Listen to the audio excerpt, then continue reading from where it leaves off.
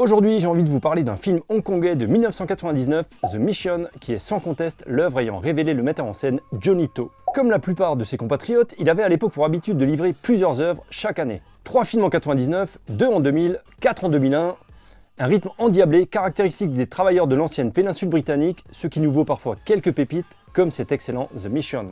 Le scénariste Nae Hoi Yo est indissociable de To, puisqu'ils ont travaillé ensemble sur 7 films, et The Mission maintient un équilibre parfaitement subtil entre une mise en scène affirmée et un récit captivant, donnant ainsi à ce film un cachet unique. On en a vu des films de gangsters et de flingage à tout va, mais le niveau créé par Johnny To fait réellement date. Il n'y a qu'à voir cette première séquence de gunfight lors de laquelle Lung, un parrain local, manque de se faire assassiner. On sent une aisance cinématographique sacrément aiguisée et une très belle gestion de la tension. Le fait de démarrer avec ce plan où les protagonistes sont totalement immobiles alors qu'on est déjà en fin de fusillade, c'est très original et sacrément réussi. Après cette tentative de meurtre, Lung va faire appel à 5 tueurs à gages qu'il va engager pour sa protection.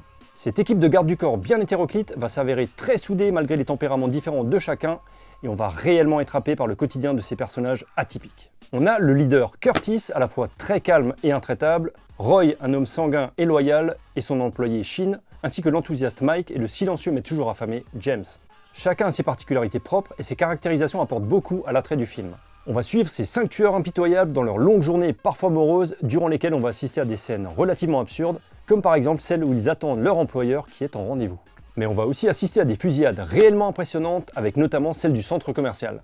Johnny To fait preuve d'une acuité magistrale lors de la construction de cette séquence, qui bénéficie d'une spatialisation et d'une temporalité hors norme.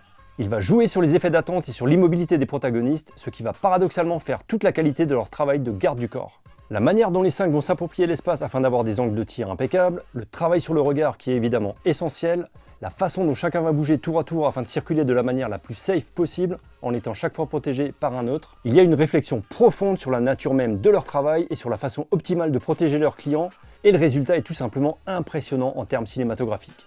On a par moments l'impression que les 5 sont des mannequins inertes dans ce centre commercial, mais la tension est pourtant maximale, cette immobilité garantissant leur survie. Le scénariste va élaborer une intrigue simple en apparence, mais qui réserve son lot de rebondissements savamment orchestrés. On va véritablement ressentir le code d'honneur de ces hommes dont la loyauté va être mise à rude épreuve et qu'ils vont tenter de respecter malgré tout. Les interactions entre chacun s'avèrent très intéressantes et on va naviguer entre des tranches de vie parfois drôles et des gunfights très originaux.